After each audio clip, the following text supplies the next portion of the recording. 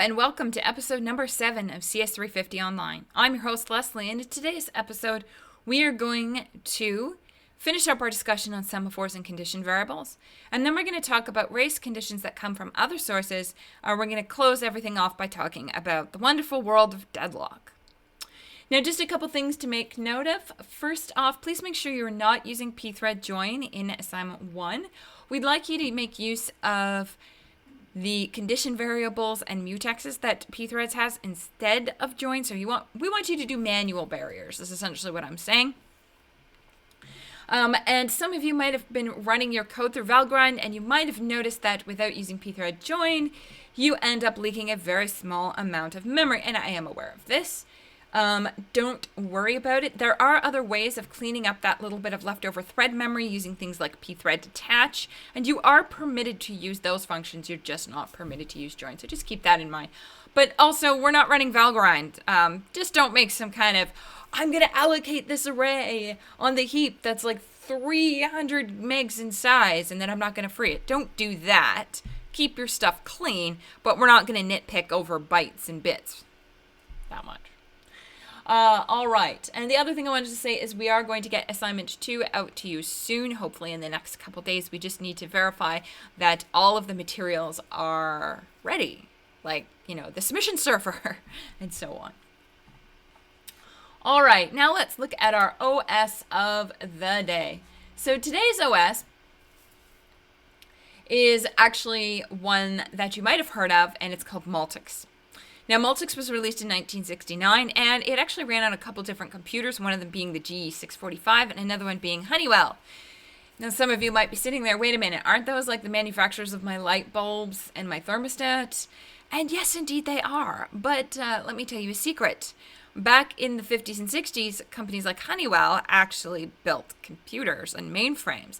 And if you've ever heard of the term honeypot, well, I think that actually goes back to an old Honeywell bug.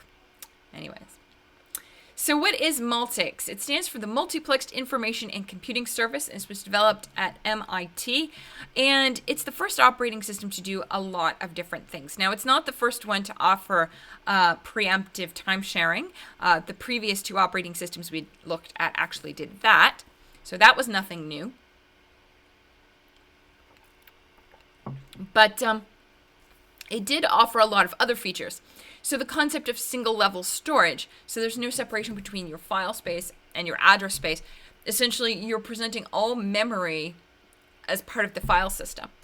And that's probably a concept you're used to, because if you've used any kind of Unix-based system, that's a pretty standard idea. Like if you're using a Linux kernel right now, even devices are actually treated like files. So for example, if you have a serial port on your computer, which I'm going to guess and say nobody does, but let's suppose you did have a serial port, then you could actually access the serial port through file dev tty0.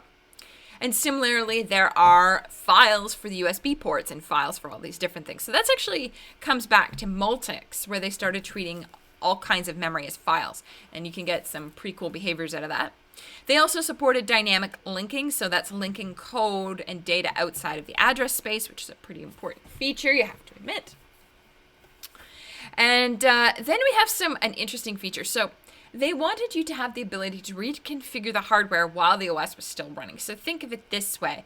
They wanted you to be able to remove a component of the computer or add a component of the computer without rebooting the OS. Now, this is a very modern idea, this idea of plug and play, and it actually comes back here. So you can remove, say you have an extra CPU, you could remove it. Now you might be thinking to yourself, but I don't want to open the computer up and pull a chip off the board. Well, in 1969, you weren't opening a computer and pulling a chip off the board. You were unplugging and wheeling away a refrigerator-sized processor. So it wasn't that big of a deal. So that was a pretty big feature of Multics. So interesting to see how far back plug and play went. Now, that being said, as we all know, plug and play doesn't actually work that well all the time. It's certainly gotten a lot better over the last 20 years, but it's still, it's still not perfect. And certainly, we can't take our processor set for our computer while the OS is running. I mean, or any physical piece of hardware. Like, you don't want to reach into your computer while it's on and running and pull your network card out. That's a really bad idea. And I know this because I've done it. And yes, if you're wondering, did I get a shock? Yes, it was a pretty bad shock. It was worse than an electric fence. If you've ever been zapped by an electric fence, don't do it. Just because you can, don't do it. Anyways. So another thing that they realized with Multics is that security is going to start to become more important. So they developed this concept of rings, which you can see in the logo here, sort of. I guess I'm kind of hiding it. But the idea is the further away you are, the less privileges you're actually going to have. And we'll talk about privileges and such when we talk about processes, which is the next module. Spoiler alert. Okay, and then they did things like per process stacks in the kernel. And again, that's something we're actually going to be talking about more with processes. And then they had command processors as a user application and all kinds of other features. So Multics was a pretty big operating system.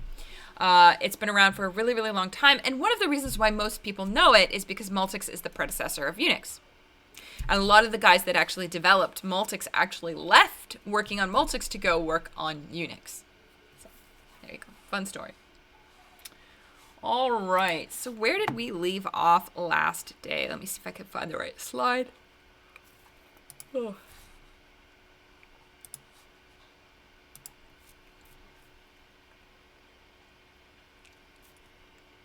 So we left off looking at how locks and condition variables work together to solve the producers and consumers problem.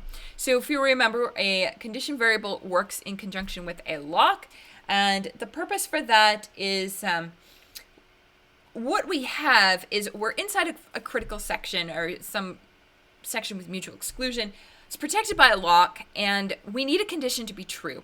But in order for that condition to be true, another thread is going to need to have access to that shared variable. So they need your lock. So we need a way to safely fall asleep inside the critical section while simultaneously releasing the lock to let the other thread change the condition. And then when the condition is changed, we can actually, wake the thread up. Oh, I'm tired this morning. My apologies. So we can actually wake the thread up and it can proceed in its critical section as if nothing happened. And a condition variable is going to let us do that. Now, a couple notes about condition variables, because I think it's really important for you to keep some of these things in mind. Number one, condition variables actually don't keep track of the conditions themselves. All condition variable is doing is providing a wait channel for you to wait on, and it's providing the mechanism for which you to safely release the lock and fall asleep on that wait channel simultaneously. And then when you wake up, to reacquire said lock. So you don't need to actually have the condition variable keep track of the condition itself. Now we use the condition variable to solve producers and consumers. So we have our lock to provide mutual exclusion for our shared variable count, which is the number of items in the buffer right now. We'll also have a shared variable n, which will be the size of the buffer, but we don't need it here because this is pseudocode, right?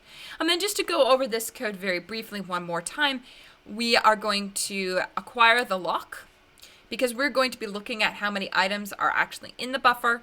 Oops. If the number of items in the buffer is equal to n, that means the buffer is full. And so the producer is going to have to wait.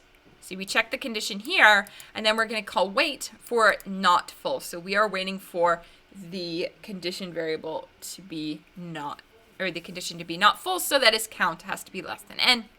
When count is less than n, we will add the item to the buffer, we will increment the count, and then since we have added an item, we've changed the condition for the consumer, so we signal the consumer who is waiting for the buffer to be not empty.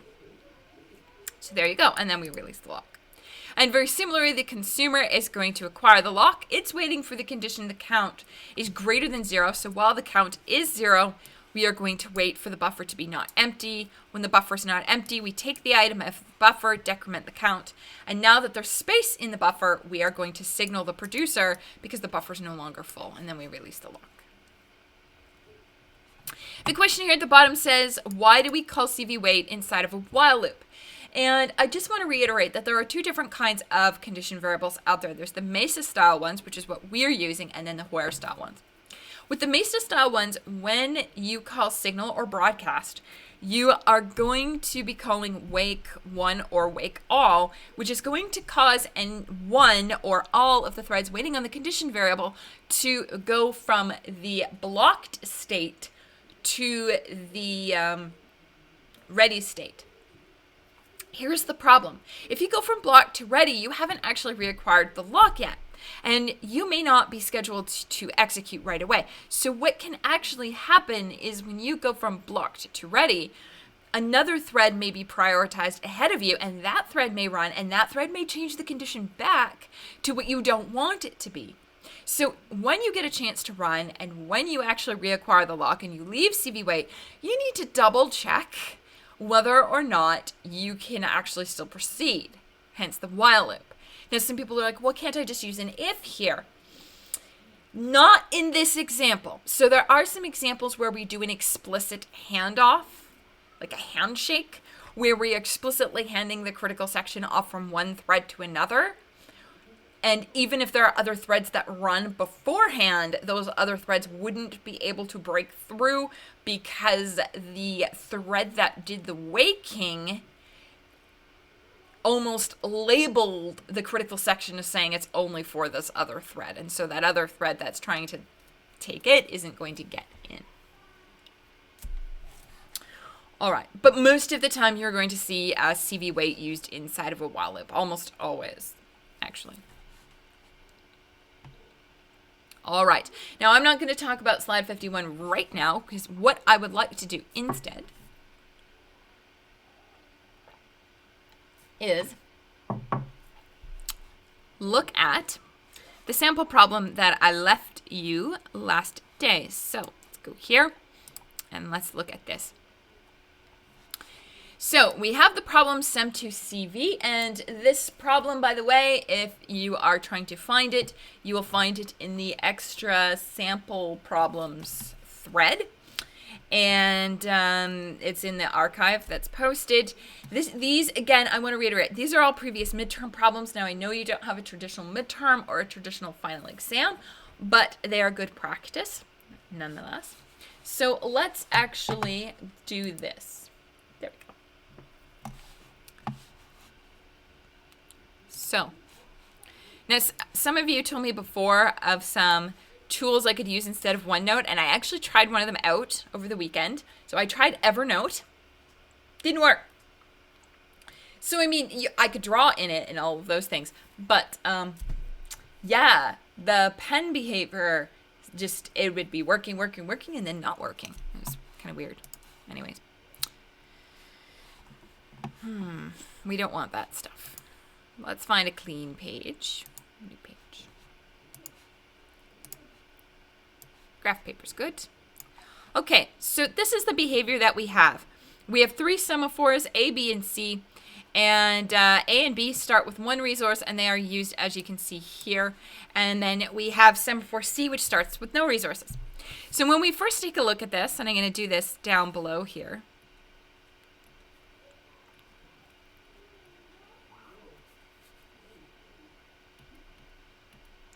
We see that semaphores A and B are actually just used as blocks.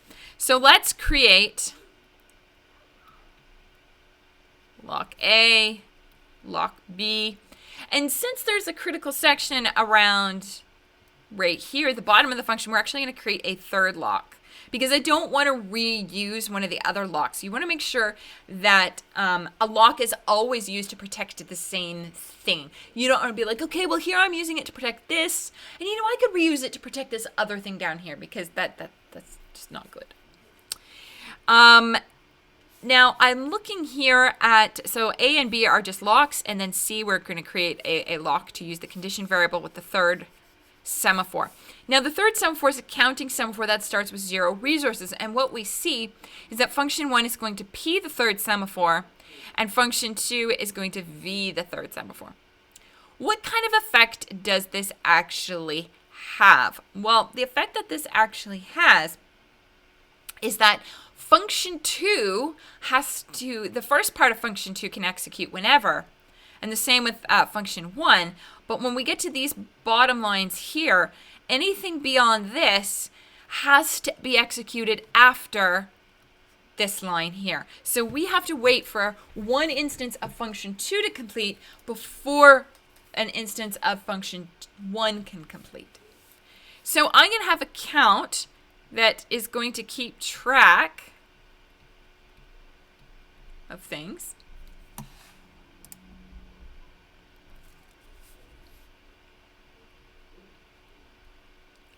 Just out of curiosity, for those of you who are sitting there live, can any of you actually hear the fan on my computer running like a crazy thing? Let me know in the Twitch chat if you can hear it. All right. So I've got my count, and now I'm going to make a condition variable. Okay, so you can hear it. I'll look at getting some noise cancellation. See, the reason why you're hearing my fan running is because I have a little laptop that is driving a 38-inch ultra widescreen resolution monitor and streaming 4K and a Chrome browser with like 20 tabs open. So we'll try to get that canceled. Sorry for making you think your computer was overheating. It's just mine. All right, so we've got our CV here. Let's just call it CV for the sake of discussion. Okay, so those are the variables that we're going to use. And now I'm going to scroll down, and now let's actually fill in function 1 and function 2.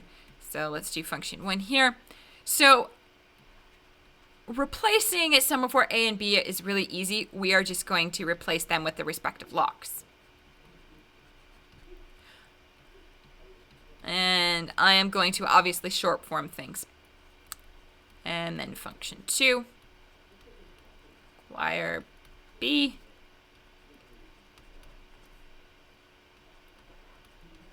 Okay.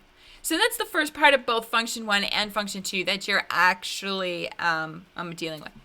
So now what we've got to do is now we've got to deal with the funny business at the bottom where function 1 has to wait for an instance of function 2 to run. So I'm going to show you a very strange way of doing it that does work. So I'm going to acquire lock C, and then I am going to decrement the count. So lock C here is protecting the count, by the way. We are giving ourselves mutual exclusion on the count variable. So function 1 is going to decrement the count preemptively. And then we're going to check, did we just make count negative, or was count already negative? So we're going to say if count is less than 0, that means, if count is less than 0, then it means that we need to wait for a function 2 to actually execute before we are allowed to continue. So if count is less than 0, we are going to call CV wait on our CV, and we actually pass our lock in as well, remember. Okay. And then once we wake back up, we are going to release the lock.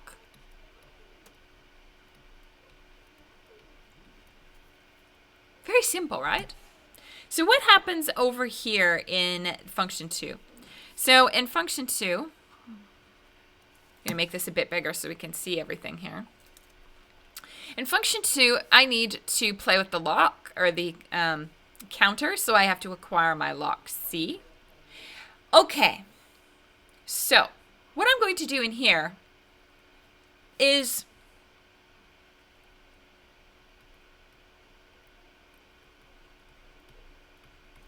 if the count is less than 0, I know that there is at least one thread waiting that's running function 1. I'm going to wake one of them because I have run once, so I should only wake one thread. So I am going to call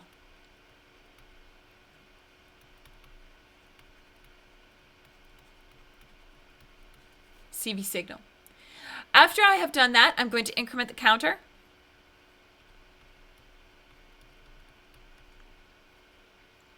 And then I'm going to release the lock.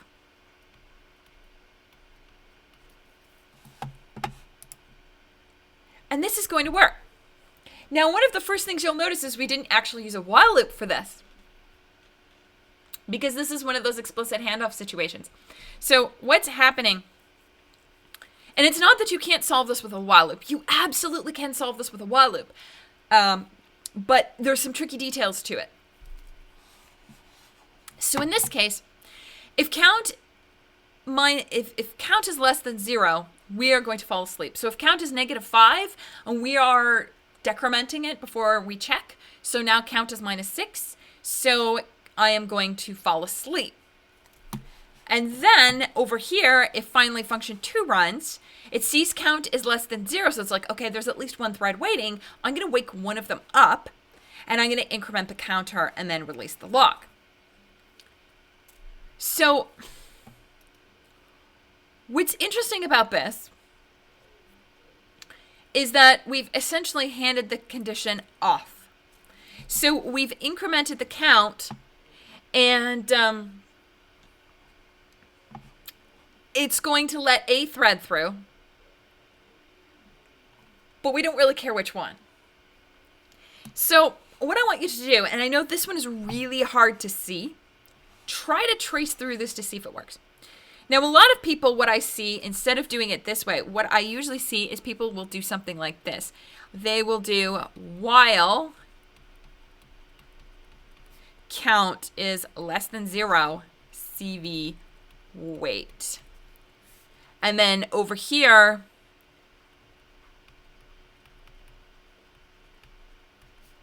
CV signal.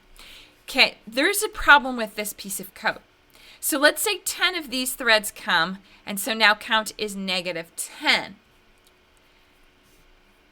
The unfortunate thing is because we are checking this in a loop, and the loop condition is while count is less than 0, these function ones have to wait until all of the function 2s have gone. So if we have 10 function 1s waiting for function 2, all 10 of those function 1s have to wait for all 10 functions 2 to actually execute. And that's not the behavior of this function. The behavior of this function is each function 1 has to wait for one function 2 to run. We don't want there to be this backlog of threads waiting for function 2, and they all have to wait until all function 2s exit. So you can do this with a loop and not have this little problem, but it's a little bit trickier. You got to think about it a bit more. Now, so I've given you a couple bits of insight into this. See what kind of solution you can come up with. And if you have any questions, by all means, please post them on Piazza and we will help walk you through that. All right, so with that, I'd like to move on to another topic in the wonderful world of synchronization. Okay.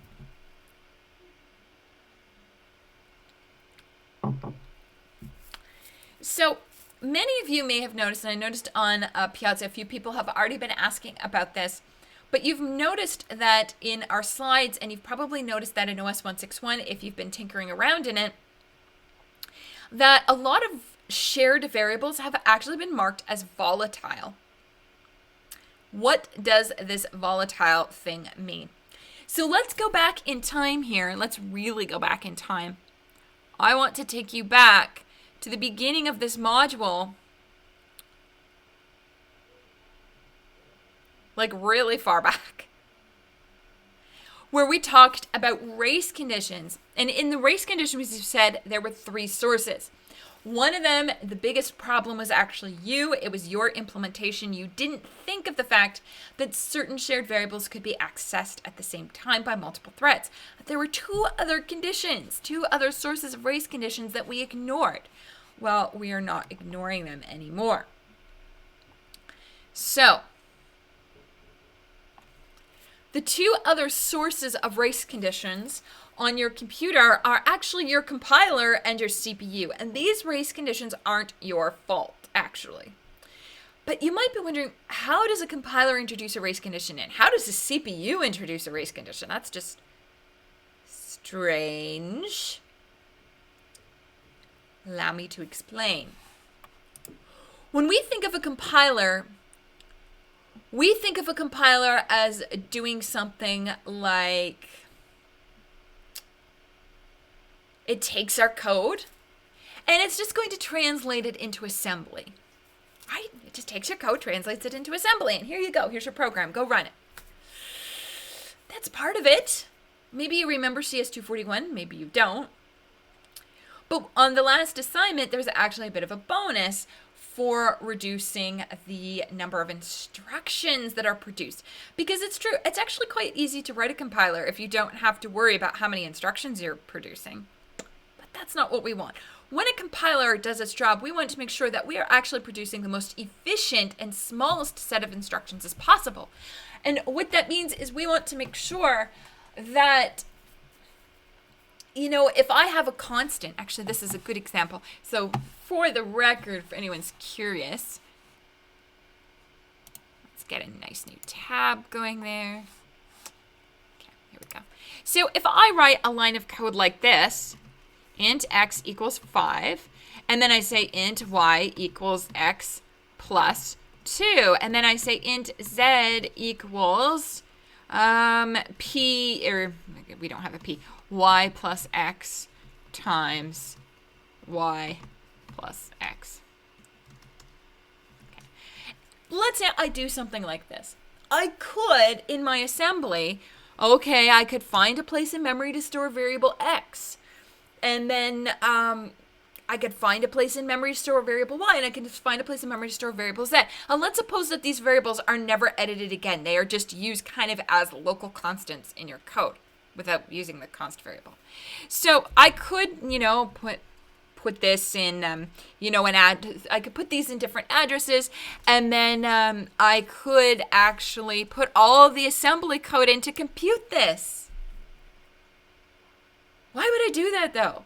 As a compiler, I can very, very clearly say, okay, x is 5, and we're going to shove it in memory. Because we do, if it was going to change, we would put it in memory. But if x never changes, there's no point in putting it in memory. We would just replace it throughout the code, wherever it's used. Same with y and z. Let's suppose we don't know. And then we look at variable y, and instead of, you know, doing, okay, let's load variable x from its position in memory and then grab its value and then use it in this thing, and then, no, x was 5. Why don't we just replace it and do the computation here in the compiler instead of doing it in the assembly code? Because it's all that extra computation you're actually asking the CPU to do at runtime. And the same with z. We could completely evaluate z in the compiler and avoid having to do that at runtime. And so what this is it's optimization. Another optimization we might do in a compiler is called loop unrolling, and maybe you've heard of it and maybe you haven't, but if you've got a loop like this, I is less than 10,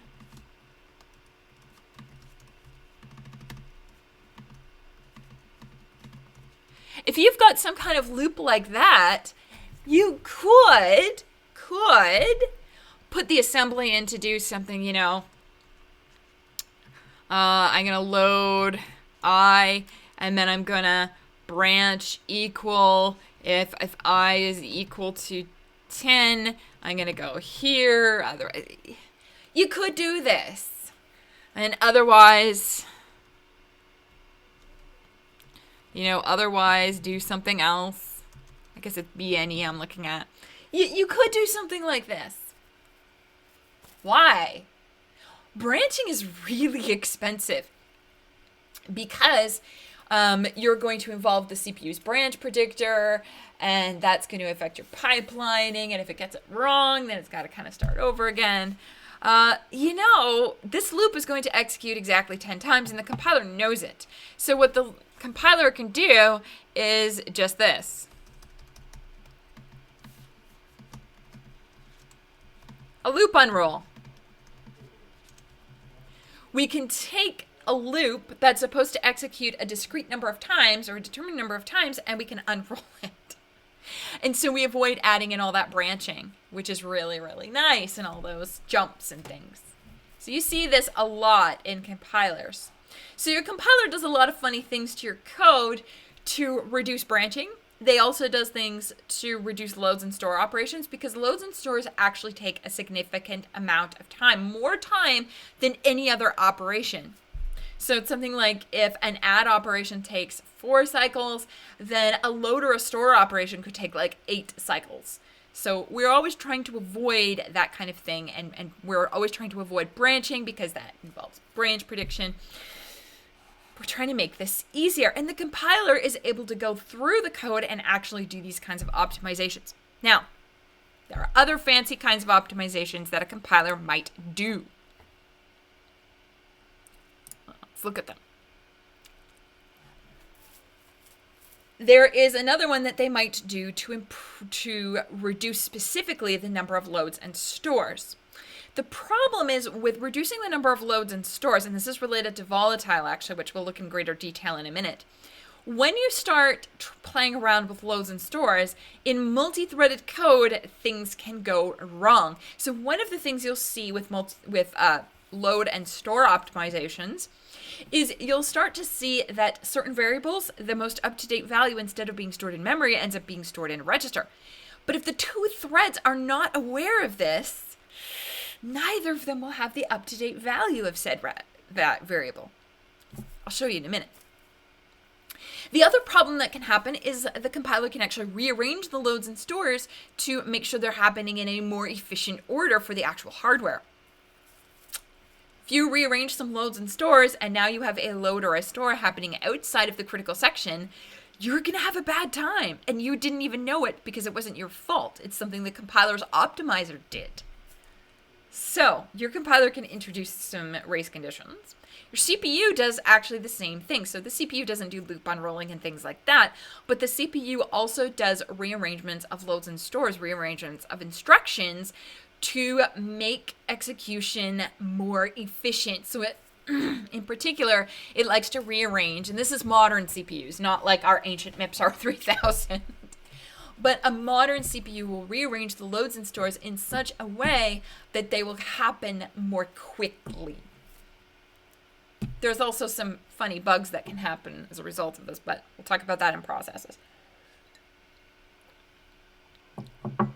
So what's happened is, since concurrency has become a big deal, you're seeing this thing called memory models being presented by compilers and memory models being presented by the architecture as well.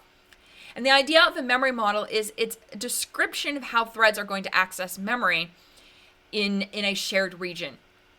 So it's telling the compiler and the CPU which optimizations can be performed and cannot be performed during a shared region of code. And you will see that memory models are provided by many architectures and many compilers these days. So let's look a little more deeply on Volatile. So as I've already said, it's much faster to have fewer loads and stores in your code, i.e. we want our variable values to actually be stored in a register instead of memory.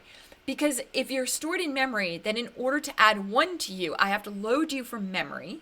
So first I have to load your address, and then I have to load the value from memory, and then I have to add 1, and then I have to store the value back at the address. That's a lot of work. That's like 2 loads and 1 store. I don't want to do it. That's too much. So what I want to do is I want to keep variables values in registers for long as I can, the longest possible period. And this is a register optimization, and it can cause a problem. So let's see what kind of problem this causes. So let's suppose that we have 2 functions. We have function A that uses shared total, and we have function B that uses shared total. And let's suppose that the register allocation optimization, which is what this is called, has noted that in function A, shared total can be stored in register 3. for the entire duration of function A. And in function B, shared total can be stored in register 8 for the entire body of function B. But here's the thing. When the register allocation optimization is run, it's not aware that function A and function B might actually execute at the same physical time. Oops. And what ends up happening is these register 3 and register 8, both of these functions believe they have the most up-to-date value or correct value of shared total is stored in this register. But who has the correct one? And the answer is like neither of them. Neither of them have the correct value. So you end up with a race condition that's caused by the optimization of storing the up-to-date value of a variable in a register in a shared region of code. Bad idea. So what we want to do is we want to be able to disable that kind of optimization for certain variables. And in our old version of C that we use in OS 161, we don't have a lot of tools to protect this from happening other than Volatile. So what Volatile is going to do for us in our ancient version of C is it actually disables the register allocation optimization for a particular variable. And it doesn't just prevent it from having its updated value stored in a register. It's actually going to make sure that the loads and stores don't get rearranged for that instruction. So it's number one, going to make sure that every time you use that variable, you are grabbing it from memory. And number two, that that particular variable, exactly as it says in the C code, is exactly how the assembly code is going to be represented. So we are preventing the instruction reorganization for that variable as well. So if you make something volatile, you are disabling an optimization. Now, a lot of people are like, well, that's going to solve all race conditions. Why do I have locks if I have volatile? Because all volatile does not act as a lock. It's not a barrier. It's not preventing a race condition. Volatile disables an optimization that causes a problem for multi-threaded code. That's all it does. It just disables an optimization. So generally speaking, you will see in OS 161 that our shared variables are declared as volatile so that that optimization will be disabled for them. Now, if you're reading on the internet, there is a lot of arguments about whether volatile should be used or not and what it actually means. I'm telling you what it actually does, and there are many situations where you don't actually need volatile. For this course, if you have a global shared variable in OS 161, you should make it volatile.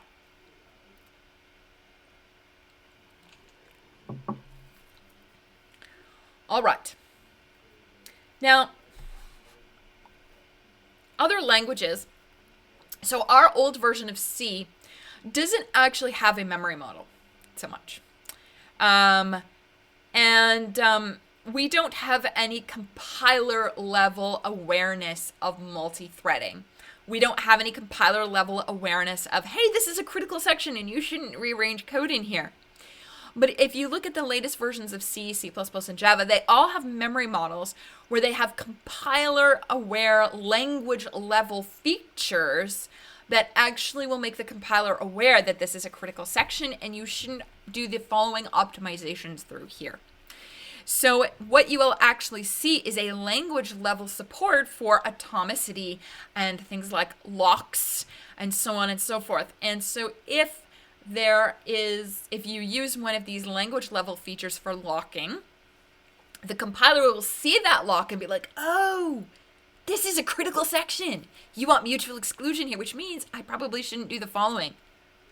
And so in a modern sense, while volatile is still occasionally used, it's not necessarily used all the time. We are using it because we are using an older version of C, like much older, and so we kind of need it. But modern C, you don't see it used so often. Now, as I said before, the CPU actually does the similar things to what the compiler does in that it's going to rearrange instructions as well.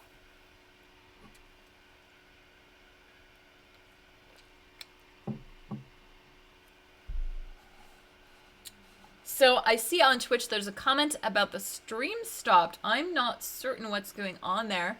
I am still uploading data and my stream is still going, so I'm not sure. Regardless, this will be uploaded to YouTube, of course, afterwards. So if the stream doesn't come back up, don't worry about it. It'll be on YouTube in about an hour or two. My apologies. I genuinely do not know what's going on. All right. So the CPU then is going to do some instruction rearranging as well. And when the CPU does instruction rearranging, it could rearrange loads and stores in such a way that causes a race condition. We don't want that to happen. So what we are going to do is the CPU provides, as part of its memory model, it provides some barrier or fence instructions to actually provide protection for shared variables. So we're going to make it so that shared variables with these barrier instructions can't have their instructions rearranged, and that the way the C code is laid out, or the way the assembly is laid out, is exactly the way it's going to be executed. So you'll see on all major architectures there are barrier or fence instructions that are provided to control this ability. The R3000 CPU does not have this functionality, but the R4000 does, and all other modern CPUs do as well. Okay.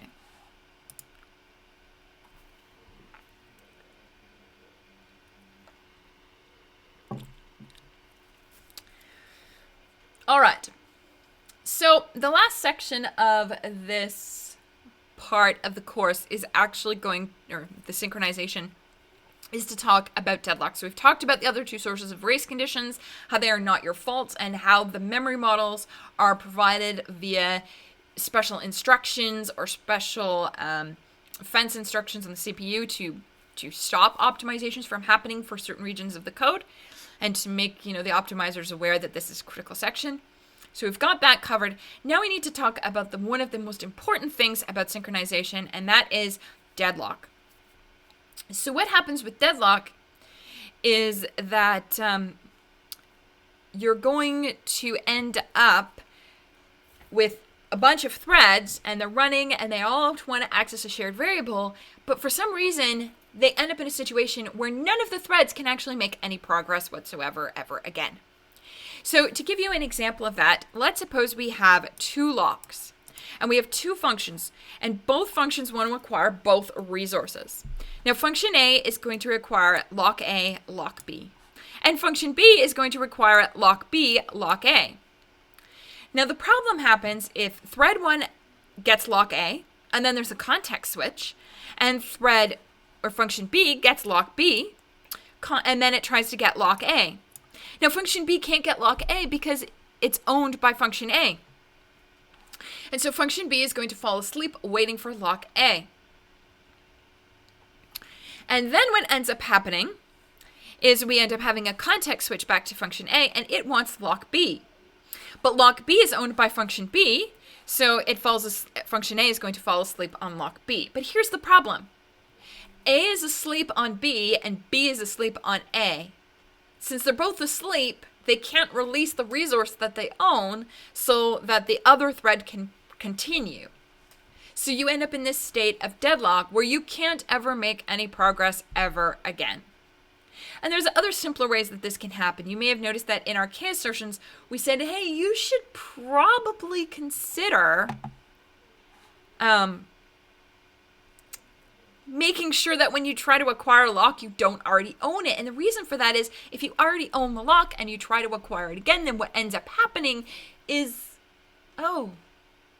you fall asleep on a lock you own.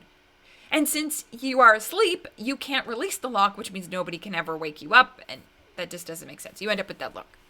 So how do we actually prevent this? Well, number one, you have to be very, very careful with your code. You might be thinking to yourself, is there any way my operating system can detect this and wake me up? But you have to ask yourself, does the operating system know why you're sleeping? Does the operating system know that function A is waiting on lock B and function B is waiting on lock A? Does it know that? And does it know that that is bad behavior?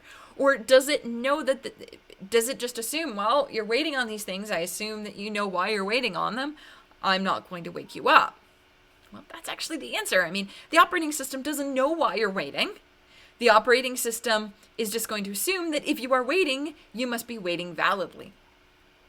So it's not going to do anything. Now, it's not to say there haven't been implementations where it's like, if you've been waiting for so long, you can actually kill that thread. Certainly, there's different functionalities that are built into more modern OS.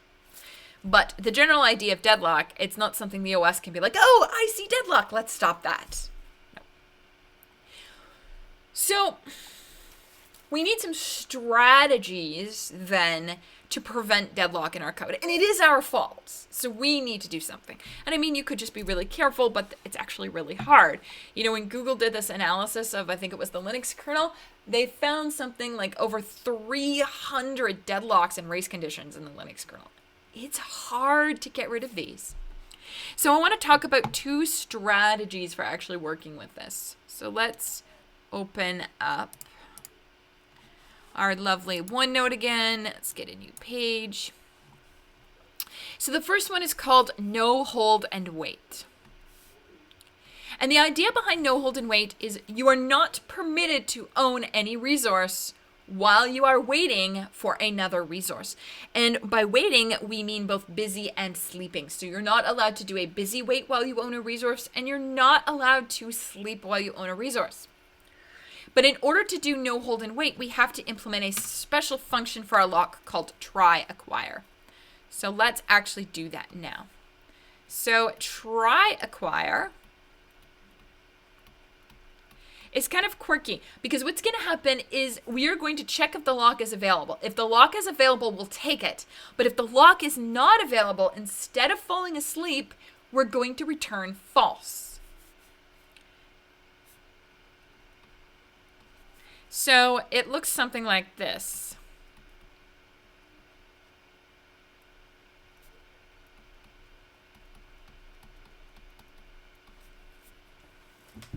We're going to acquire the spin lock so that we can safely check the variables of the lock. And then I'm going to check if the lock is held. If the lock is held, I'm going to release the spin lock.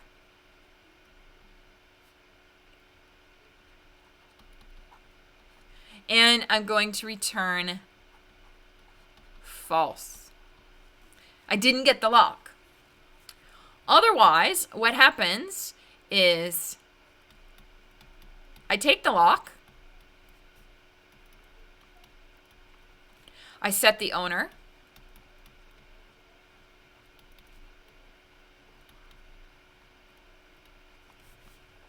and then I release the spin lock.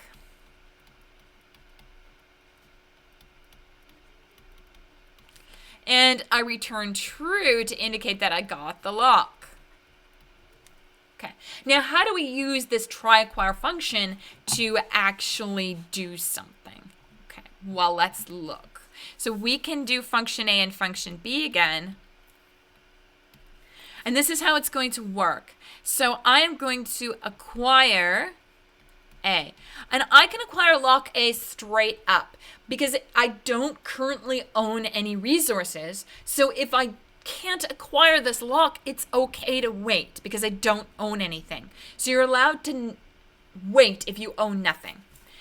If I can get A, then I'm going to while I'm unable to acquire lock B, I'm going to release what I own, which is A. And then some people would put a yield here. It's not required, but it can certainly improve your chances performance-wise. And then I'm going to reacquire lock A and try to get B again. And at this point here, if you make it out of this while loop, you own A and B.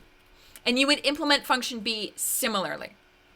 The idea being that you are not permitted to own anything while you are waiting, and that includes busy waiting. So I actually have to release A while I am trying to acquire B, because if I don't, then I would be busy waiting on A.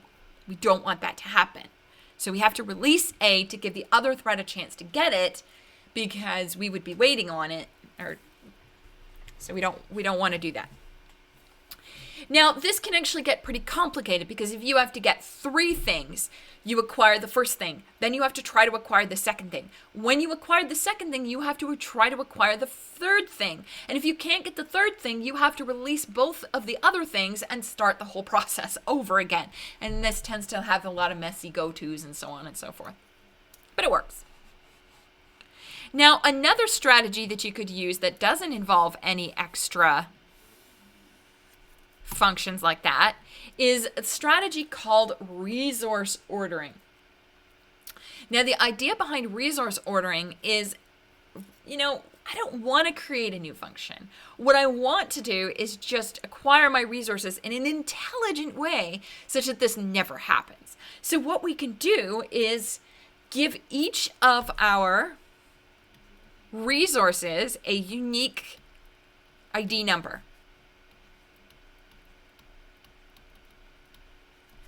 And then inside my function, I simply acquire the resources in a strictly increasing order. So I have to acquire them 1, 2, 3, 4. I can't acquire them 2, 1, 4, 3. And if you do it that way, it works. So looking at our example from before, you had function A. Now with resource ordering, let's suppose that we have alphabetical order here. I would acquire A, and then I would acquire B here, which is what it was before. But in function B, which also wants both those resources, I'd have to acquire them in an increasing order. So I'd have to do acquire A and then acquire B. And even though you might think, well, you could still have a deadlock here, you don't. Because what's going to happen is function A acquires lock A. And then function B tries to acquire A, but it can't, so it goes to sleep. And since it didn't get an opportunity to get lock B, function A can then get lock B, do its business, let them go, and then function B can get all of the resources that it needs to proceed into its critical section. So this does prevent the deadlock from actually happening. Now you might be thinking, oh, this is so easy, because no hold and wait is going to require extra functions, and then I got all these while loops, and I'm going to have go-tos. Resource ordering will be so easy. So here's the thing. What if you have some function that takes an array of resources?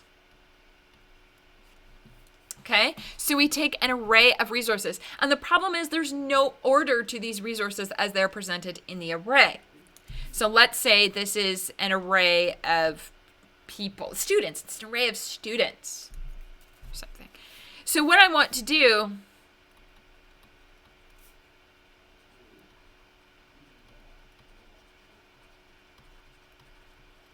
the problem is, in order to acquire the resources in order, I need to sort the resources.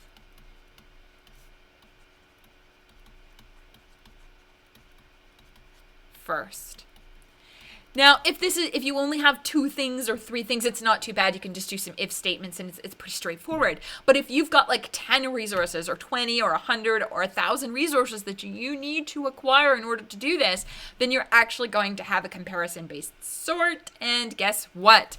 The best we can do, of course, for comparison-based sort, as we all know, is that there. So it's not necessarily efficient either. But situations where you need that many resources are pretty rare. All right. Are there any other strategies then for deadlock prevention? Of course there are. There's things like the banker's algorithm, which I think if you take CS250, which I really recommend that you do, it's really, like, the banker's algorithm is this thing where it's like, okay, you have to make these transactions. If you want to request a resource, then you actually have to ask the system, how many and the system will be like, okay, well, how many resources do you have right now? How many resources are available in the system? And they will decide whether it can fulfill your request for resources or not.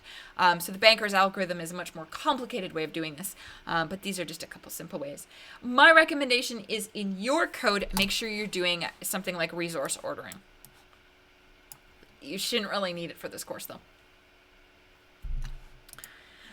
All right. And for the record, it's not that we don't see deadlocks in this course. We absolutely see deadlocks all the time, especially on assignment 2.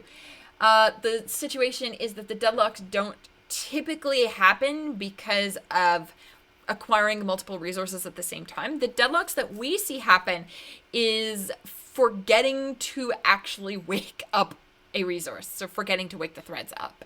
There's always a situation where you haven't taken into consideration where you need to wake a thread before you actually like delete some other things. So we'll talk more about that when we talk about assignment 2. Exciting. So sample problems for deadlock. So I'm going to go through one of them here with you today. This one is called QTransfer. So QTransfer. So we have a multi-threaded program and there are n shared queues of items. And we want you to be able to execute the operation transfer that happens between 2 different queues. So you're not going to transfer something from Q7 to Q7. That's silly. So what's going to happen is we want to transfer an item from the front of QI to the back of QJ. Or whatever order we're going to do that in. That's irrelevant. So essentially what we're saying, though, is we want to take something off one queue and push it onto the back of the other queue. And we want this to be able to run concurrently. So we're only going to permit you to use locks. And the question is, how many locks do you need to implement a concurrent transfer function such that there are no race conditions and no deadlocks? And then something else to keep in mind is, can you maximize the number of threads that can be executing transfer at any time? So let's take a look at some solutions for this. Again, let's get a new page in the notebook. There we go. The easiest solution is one lock.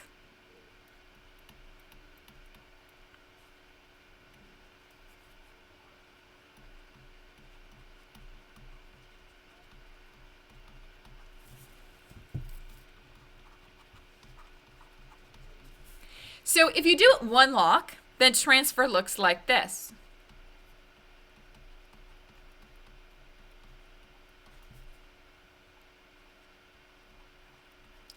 We acquire the one lock. We do our business, and we release the lock. And this technically works because no race condition,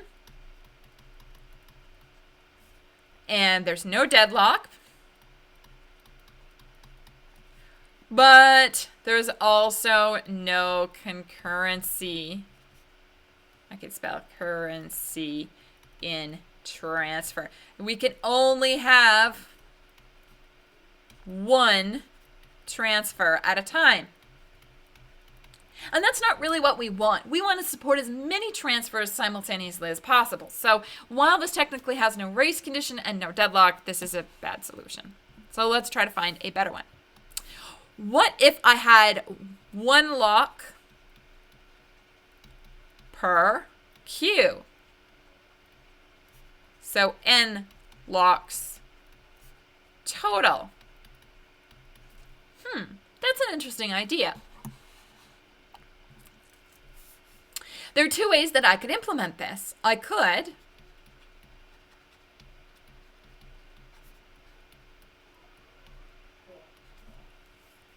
have transfer ij, and what I could do is I could say if, this is using resource ordering. Now you might be thinking, well, I is always going to be less than j. No, we could be transferring from Q2 to Q1, or we could be transferring from Q5 to Q10. So we have to check or sort our order first. So if I.num is less than j.num, we acquire I dot lock, and then we acquire J lock. So that is if I's resource number is less than J's resource number. Otherwise, we are going to acquire J's first and then I's. Okay. So we could do resource ordering, and just the same, you could also use no hold and wait as well. What do we get by doing this? Okay, and then there's the body of your thing, your transfer function, and then down here we're going to release. We don't need to worry about the order for that right now. Okay, so what do we get from this? No race condition.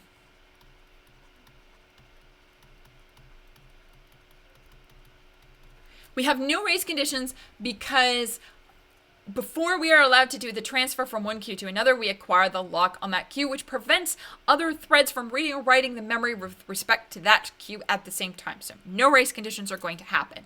We can't have two transfers between the same queue happening at the same time.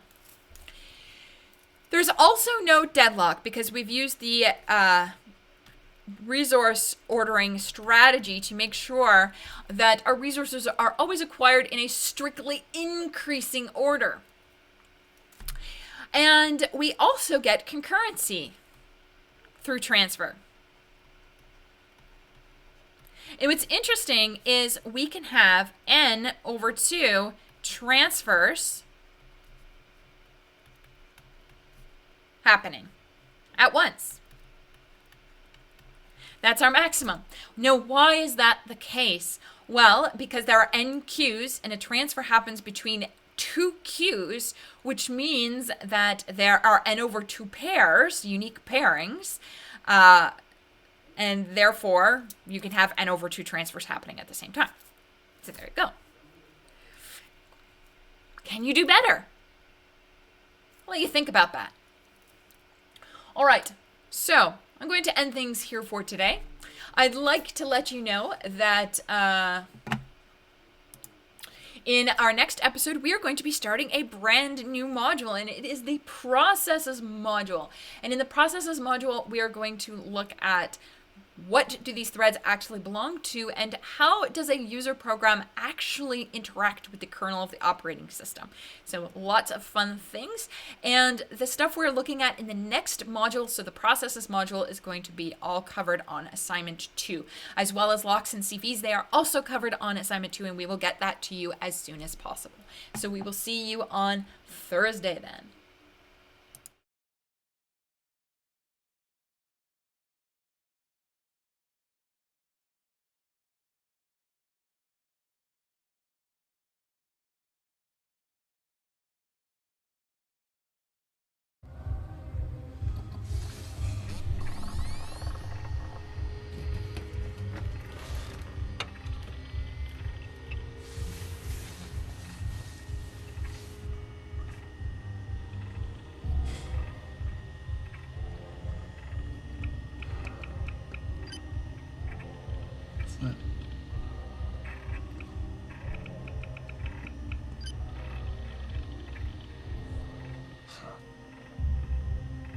Let's try the back door. What were you working on?